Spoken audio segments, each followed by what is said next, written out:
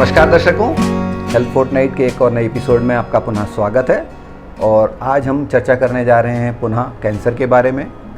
पिछले एपिसोड में हमने आपसे जो चर्चा की थी वो कैंसर से जुड़ी तमाम भ्रांतियों को लेकर के थी, और इस बार जो हम चर्चा करने जा रहे हैं उसमें हम चर्चा करेंगे मरीजों द्वारा या उनके परिजनों द्वारा पूछे जाने वाले बहुत सारे प्रश्नों के बारे में, क्योंकि इस बीमारी को लेकर के तरह तरह के प्रश्न मरीजों के और उनके परिजनों के दिमाग में आते हैं। तो हमने सोचा क्यों ना एक ऐसा एपिसोड बना दिया जाए जिससे कि इन प्रश्नों के जवाब एक ही जगह पर उन लोगों को मिल सकें। तो इन प्रश्नों के उत्तर देने के लिए आज हमारे साथ मौजूद हैं शहर के जाने माने ऑन्कोलॉजिस्ट यानी कैंसर सर्जन एवं कैंसर विशेषज्ञ डॉक्टर अतुल समैया जी। अतुल जी, आपका बहुत बहुत स्वागत है। नमस्कार। और आज हम आपसे जानना चाहेंगे जो कैंसर को लेकर के बहुत सारी जो चर्चाएं होती हैं, बहुत सारे लोगों के दिमाग में प्रश्न होते हैं, वो हम एक ही जगह पर आंसर कर पाएँ। तो हमारा ऐसा प्रयास रहेगा कि आज के एपिसोड में हम जितने ज़्यादा से ज़्यादा प्रश्न दर्शकों के ले सकें उतना अच्छा होगा। तो हम शुरुआत करेंगे कि जो बीमारी है कैंसर, इसको लेकर के जो सबसे पहले लोगों के दिमाग में आता है कि क्या ये बीमारी जेनेटिक होती है, इसका आनुवंशिकी से क्या संबंध है, थोड़ा इस बारे में बताएं। देखिए, कैंसर का जो बीमारी है उसमें जीन्स में परिवर्तन जरूरी है, और जीन्स में परिवर्तन यानी कि जेनेटिक। अब इनमें दो शब्दों को समझना बहुत ज़रूरी है, जेनेटिक और अनुवांशिक, हेरिडिटरी। जिसको हम अनुवांशिक है वो अंग्रेजी में हेरिडिटरी वर्ड होता है। अनुवांशिक का मतलब इससे होता है कि यदि किसी पेरेंट्स को कोई कैंसर है, क्या वो जीन्स बच्चों में ट्रांसफ़र हो सकते हैं क्या? यदि इसकी संभावनाएं रहती है तो उसे हम अनुवांशिक या हेरिडिटरी कैंसर कहते हैं। और कोई भी कैंसर की जो शुरुआत होती है हमारे जीन्स में परिवर्तन के साथ ही होती है। हमारे शरीर में दो तरह के जीन्स होते हैं, एक होते हैं कैंसर जनक जीन्स होते हैं और एक कैंसर सप्रेसर जीन्स होते हैं। इन दोनों का बैलेंस रहता है।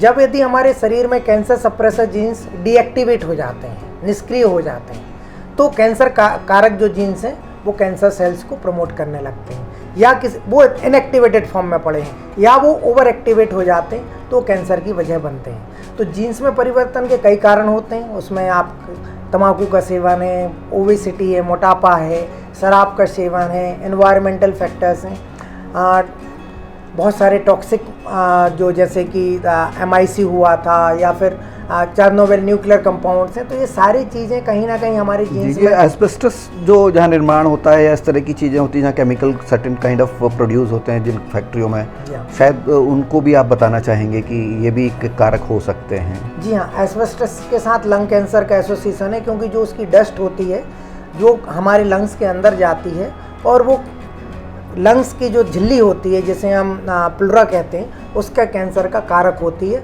और बहुत सारे जो निकेल है, क्रोमियम कंपाउंड, ये सब भी कहीं ना कहीं कैंसर के जनक होते हैं। तो कोई भी जो केमिकल है, कोई भी केमिकल, आप जो सबसे ज़्यादा अभी हमारे लिए रिस्पॉन्सिबिलिटी मुझे लगती है वो पेस्टिसाइड्स हैं।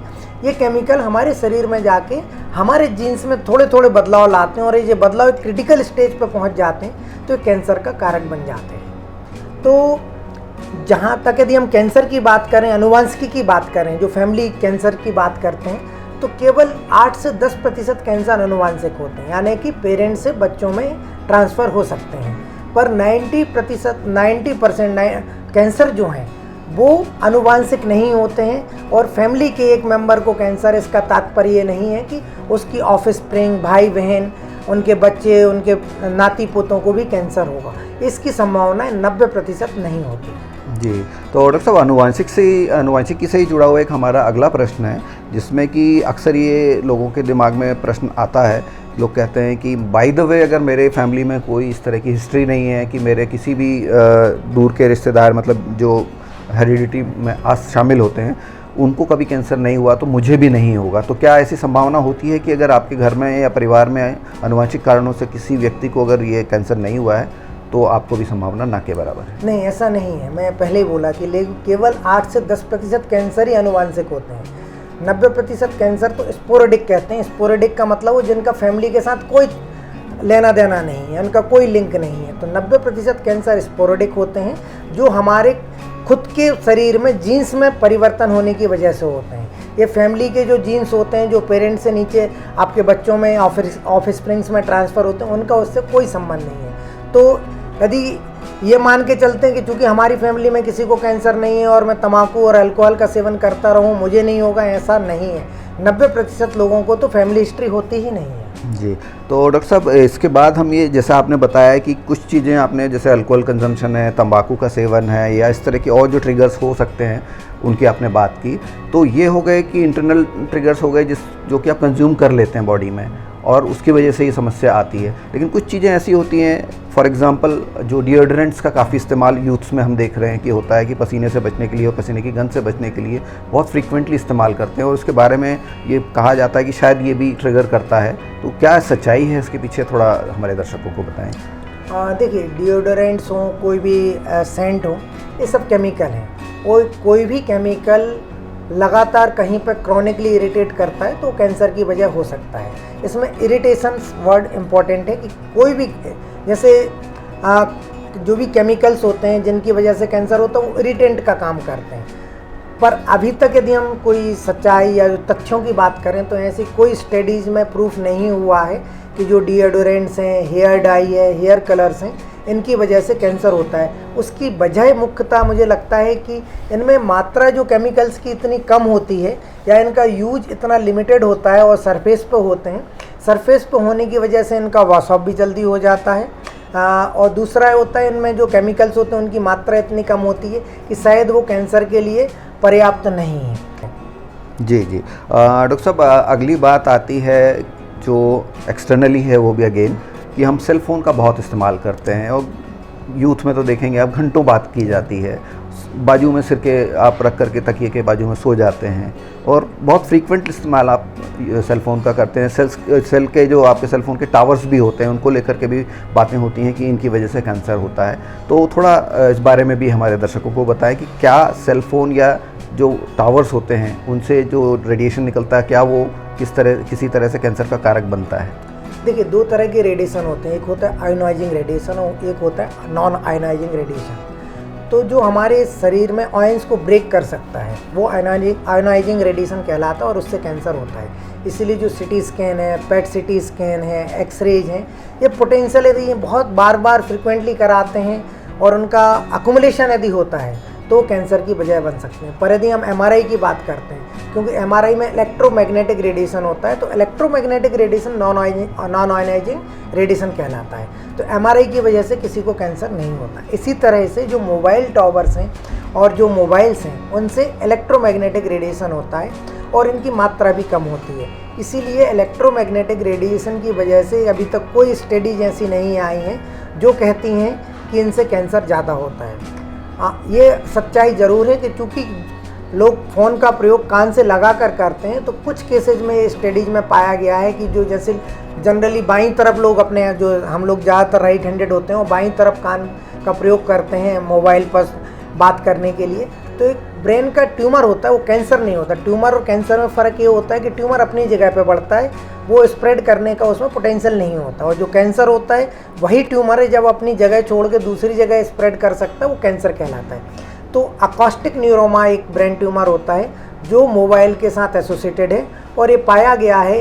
इसके भी कोई डेफिनेट इंसिडेंटल प्रूफ या पॉजिटिव प्रूफ नहीं है, पर एक जिसको बोलते हैं कि कोइंसिडेंटल है कि जो लोग मोबाइल का प्रयोग लेफ्ट साइड में ज़्यादा कर रहे थे उन लोगों को अकॉस्टिक न्यूरोमा जो ब्रेन का ट्यूमर है वो ज़्यादा देखने में पाया गया है। और इस वजह से लोगों को आज हम लोग जो सलाह देते हैं कि आप मोबाइल का प्रयोग करते समय हेडफोन का प्रयोग करें या ब्लूटूथ का प्रयोग करें, तो इससे जो संभावना है वो ख़त्म हो जाती है। डॉक्टर साहब, एक और एक्सटर्नल एलिमेंट है जिसके बारे में लोगों को अक्सर प्रश्न पूछे जाते हैं कि जो कैंसर है उसका अगर पोल्यूशन या एयर के प्रति अगर एक्सपोज़र होता है तो उसको बढ़ने की संभावना होती है। तो ये किस तरह से आप इसको देखते हैं? देखिए, पोल्यूशन कोई भी हो आपके स्वास्थ्य के लिए अच्छा नहीं है, चाहे एयर पोल्यूशन हो, वाटर पोल्यूशन हो या सॉइल पोल्यूशन हो। हर पोल्यूशन में कहीं ना कहीं केमिकल इरिटेंट्स होते हैं और लंबे समय तक, और ये इसमें कुछ हद तक सत्यता इसलिए है कि जो लोग पॉल्यूटेड सिटी में रहते हैं, ज़्यादा पोल्यूशन एरिया में रहते हैं, उनको लंग कैंसर के इंसिडेंस बढ़ जाते हैं। तो जहाँ तक एयर पोल्यूशन की बात है, इसी तरह जहाँ पे वाटर पोल्यूशन है उस जगह पे भी कैंसर इंसिडेंस ज़्यादा देखने को मिलते हैं। और हो सकता है इनके साथ कोई और वजह भी साथ में रही हो, पर जो कोहॉर्ट स्टडीज होती हैं, एक ग्रुप में स्टडी करते हैं, हम देखते हैं कि ये एरिया में ज़्यादा है, इस एरिया में कम है। तो ऐसा देखा गया है कि एयर पॉल्यूशन के साथ कैंसर के, कुछ लंग कैंसर के इंसिडेंस बढ़ गए हैं। तो डॉक्टर साहब, इसके बाद हम एक और एक्सटर्नल फैक्टर की अगेन बात करेंगे, जिसको हम देखते हैं कि कई घर ऐसे होते हैं जिनके घर के पास से हाई टेंशन लाइन गुजर रही होती है या लो टेंशन की बिजली की लाइन गुजर रही होती है, और लोग कहते हैं कि शायद ये भी एक कारण होता है जिससे कैंसर हो सकता है। तो इसके बारे में थोड़ा प्रकाश डालें कि ये कितना सच है। ये देखिए, ये भी एक तरह का इलेक्ट्रोमैग्नेटिक रेडिएशन है, और इलेक्ट्रिक रेडिएशन जो होता है उनके पे कोटिंग इतनी होती है कि बहुत जल्दी वो ख़त्म हो जाती है, या उसका ट्रांसमिशन उसी लेवल के आसपास रुक जाता है। और मैग्नेटिक रेडिएशन को लेके अभी तक कोई ऐसे प्रूफ या तथ्य नहीं मिले हैं कि ये कैंसर की वजह होता है। हर तरह के रेडिएशन कहीं ना कहीं कैंसर की वजह होता है। हम जो अचार खाते हैं उसमें भी रेडिएशन होता है, वो भी एक तो पर इनके जो लेवल होती है बहुत लो होती है, और बहुत लंबे समय तक यदि हम इसका एक्सपोजर लगातार चलता रहता है, वर्षों तक चलता रहता है, 50 साल 100 साल, तब जाकर इसमें कैंसर का शायद कुछ इंसिडेंस बढ़ते हैं। पर इस तरह से कोई आप बाईपास करते हैं, थोड़े समय के लिए निकलते हैं अपने घर के पास, क्योंकि आप कम समय के लिए रहते हैं, तो इस तरह से कोई कैंसर का अभी तक कोई तथ्य या साक्ष्य नहीं मिले हैं कि ये हाई टेंशन लाइन या मोबाइल टावर कैंसर की वजह बने हैं। जी डॉक्टर साहब, चलते चलते एक प्रश्न और आता है जो अक्सर दर्शकों के दिमाग में आता है, ख़ासतौर से जो कैंसर पीड़ित लोग हैं, वो ये मानते हैं कि कुछ हर्बल ड्रग्स होती हैं जिनका इस्तेमाल करने से शायद कैंसर ठीक हो जाता है। तो क्या इनका कॉम्बिनेशन आप सजेस्ट करते हैं, या हर्बल ड्रग्स कितनी इफेक्टिव हैं या नहीं है? देखिए, दो चीज़ें हैं। एक तो चूँकि हर्बल एक्सपर्ट नहीं हूँ, तो इस पर बहुत तथ्यात्मक जानकारी बहुत अच्छे से शायद मैं ना दे पाऊँ, पर जितना मैं इस फील्ड में 2001 से हूँ, कैंसर के फील्ड में, इन 22 सालों में मैंने एक पेशेंट नहीं देखा है जो हर्बल ट्रीटमेंट से ठीक हुआ है। क्योंकि 22 साल में कहीं ना कहीं कुछ टकराते हुए लोग तो मिल जाते हैं आपको कि ये हर्बल ट्रीटमेंट या अल्टरनेटिव मेडिसिन के साथ ठीक हुआ है। जितनी भी रिसर्च आज तक हुई हैं हर्बल मेडिसिन के साथ, अल्टरनेटिव मेडिसिन के साथ, कहीं पर भी ये नहीं पाया गया है कि वो कैंसर को ठीक कर रही है। तो अभी तक जो तथ्य हैं, जितनी नॉलेज है, क्लेम करने के लिए आप कुछ भी क्लेम कर सकते हैं। मैं भी क्लेम कर सकता हूँ कि मेरे सारे पेशेंट ऑपरेशन के बाद 100% ठीक हो जाते हैं, पर सच्चाई ये नहीं है, सत्यता इससे परे है। तो क्लेम करना और सत्यता को परखने के लिए एक ही चीज़ होती है कि हम उनकी स्टडीज करते हैं, 2 ग्रुप बनाते हैं। एक ग्रुप में आप हर्बल मेडिसिन दीजिए, एक ग्रुप में आप एलोपैथिक मेडिसिन दीजिए, और फिर देखिएगा उन दोनों ग्रुप में कौन अच्छा कर रहा है। तो इस तरह की कोई studies head to head comparison कहीं भी हर्बल मेडिसिन के साथ नहीं हुआ है। और जब भी हर्बल मेडिसिन वालों के साथ वो क्लेम करके आते हैं, हम उनको इस तरह से बात करते हैं कि आप हर्बल मेडिसिन के साथ हमारे साथ स्टडी करिए, तो वो मना कर जाते हैं। मैं नाम नहीं लूँगा, एक बहुत पहुँचे हुए बाबा जी थे, एक कॉन्फ्रेंस में यही प्रश्न उठा। जब उनसे बोला गया, उनने बहुत सारे क्लेम किए कि हमने ये ठीक कर दिया, हमने ये ठीक कर दिया, हमने ये ठीक कर दिया। तो हमारे सर्जन ग्रुप में एक साथी उठे और उन्होंने बोला कि बहुत अच्छी बात है, आपने ये सब किया है, क्यों ना एक हम स्टडी अपनी एलोपैथिक ग्रुप के साथ कर लेते हैं और देखते हैं कि क्या रिजल्ट्स हैं। हाथ कंगन को आरसी क्या और पढ़े लिखे को फारसी क्या, तो ये देख लेते हैं। पर उनने वो स्टडीज करने से मना कर दिया। बोले आप हमारी जो पर्सनालिटी है, हमारी सच्चाई पे आप डाउट कर रहे हैं, और तरह तरह की बातें शुरू कर दी। तो और मैं नहीं, मेरे साथ मैं करीब इंडियन एसोसिएशन सर्जिकल ऑन्कोलॉजी के साथ जुड़ा हुआ हूँ, इंडियन सोसाइटी ऑफ ऑन्कोलॉजी के साथ जुड़ा हुआ हूँ। तो ऐसे हज़ारों डॉक्टर्स हैं जिनके साथ मैं जुड़ा हुआ हूँ, जिनके साथ कम्युनिकेशन से, और आज तक इन सारे डॉक्टर्स के एक्सपीरियंस में भी एक भी हर्बल मेडिसिन का कैंसर क्योर का पेशेंट किसी को नहीं मिला है। यदि मिला होता तो मैं इतना ज़रूर कहता हूँ, टाटा मेमोरियल अस्पताल बंद हो जाता, कैंसर सेंटर खुलना बंद हो जाते, और केवल हर्बल मेडिसिन के कैंसर सेंटर चल रहे होते। जी जी। तो डॉक्टर साहब, आपने बहुत संक्षेप में और बहुत अच्छी तरह से हमारे दर्शकों को ये बताया कि कैंसर को लेकर के जो दिमाग में आपके प्रश्न होते हैं, उनमें कई प्रश्नों में कुछ सच्चाई होती है, कुछ में बिल्कुल सच्चाई नहीं होती है, और जो जिज्ञासाएं होती हैं उनका समाधान होना बहुत ज़रूरी होता है, क्योंकि इससे आपका ट्रीटमेंट के आगे का मार्ग प्रशस्त होता है। कई बार आप कुछ चीज़ों को दिमाग में पाल लेते हैं और उसकी वजह से आपको लगता है नहीं हम ऐसा नहीं करेंगे, या पर्टिकुलर एक ट्रीटमेंट पर ही जाएंगे, जैसे हर्बल को लेकर के बात होती है। उससे कई बार होता है कि केस हमारा बिगड़ता चला जाता है और बाद में हमको एलोपैथ की शरण लेनी पड़ती है, और तब तक देर हो चुकी होती है। तो दर्शकों, हम यही चाहेंगे कि जब भी आपको इस तरह की समस्या आती है तो आपको राइट प्लेस पर जाना चाहिए और राइट टाइम पर जाना चाहिए, क्योंकि कैंसर के बारे में कहा जाता है कि जितना अर्ली डायग्नोसिस इसकी होगी उतना ही सक्सेसफुल ट्रीटमेंट इसका हो पाएगा।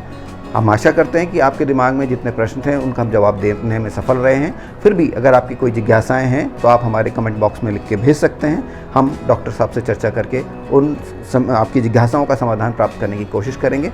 आज का एपिसोड हम यहीं समाप्त करते हैं। बहुत बहुत धन्यवाद। धन्यवाद डॉक्टर साहब। धन्यवाद।